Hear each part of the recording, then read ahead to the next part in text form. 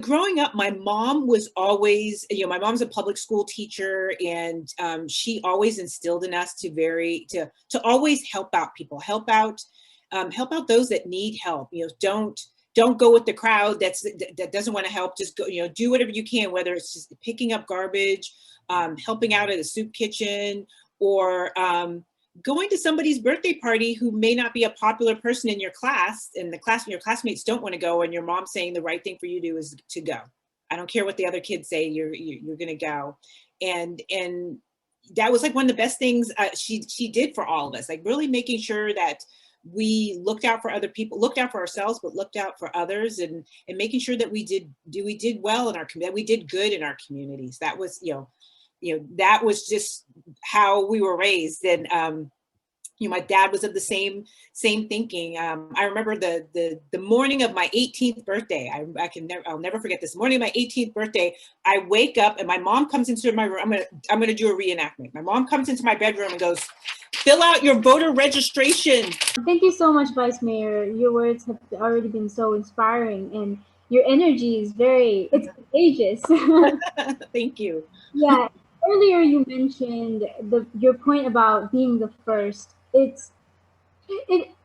As leaders in our communities, many of us are in a position where the older generation, well, all of us are constantly in a position where older generation relies on us to lead the way, and there's people younger than us who also look up to us as examples. And many of us in the Zoom call are either the oldest sibling or the first person in our families to go to college and get higher education, and there's this pressure to do certain things because we're told to. How do we develop that passion within ourselves to want to do that and to work towards that? So I'm hearing two questions in there. So let me address the one about being the first, because when people say that, people say, "Oh, you're the first," whatever, and it's hard to it's hard to hear that. Well, it's hard to hear that. And in the beginning, for me, when I was the first Black woman elected to council, I shied away from that. I really shied away from it because I really wanted to be known for more than that. But I noticed it wasn't until I embraced it. I had to really kind of take a deep breath and embrace, okay, yeah, I am the first. I need to embrace it and make a deal out of it. But at the same time, I also challenged myself to, what is it that I'm going to do to make sure, what is I'm going to do with this position of being, a councilwoman, the first Black councilwoman? How can I use this to better the lives of my community or better the lives of others? The second question, it was about how do you determine your passion, and how do you determine how you're going to get things accomplished? And for me, the best way to describe how do you know your passion is something that wakes you up in the middle of the night.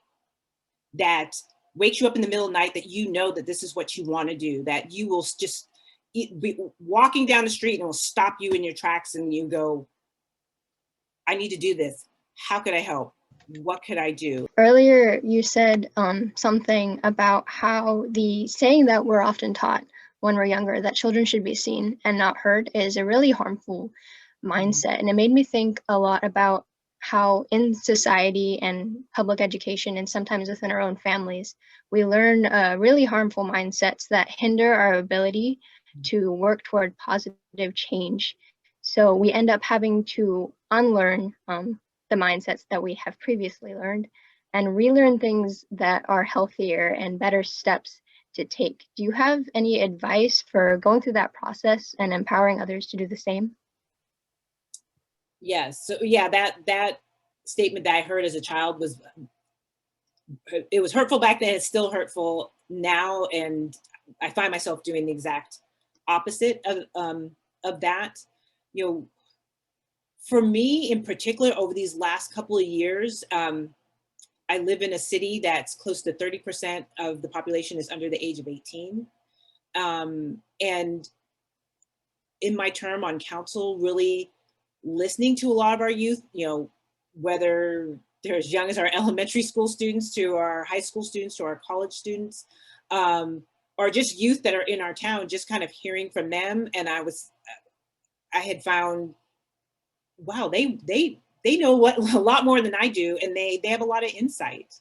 And so I'm constantly asking our youth, what do you think about this? For me, it helps me in my decision making because they're constituents. They're people that I help create policy for a city of 115,000. That includes newborns to our active adult. I don't like saying seniors, so I say active adults.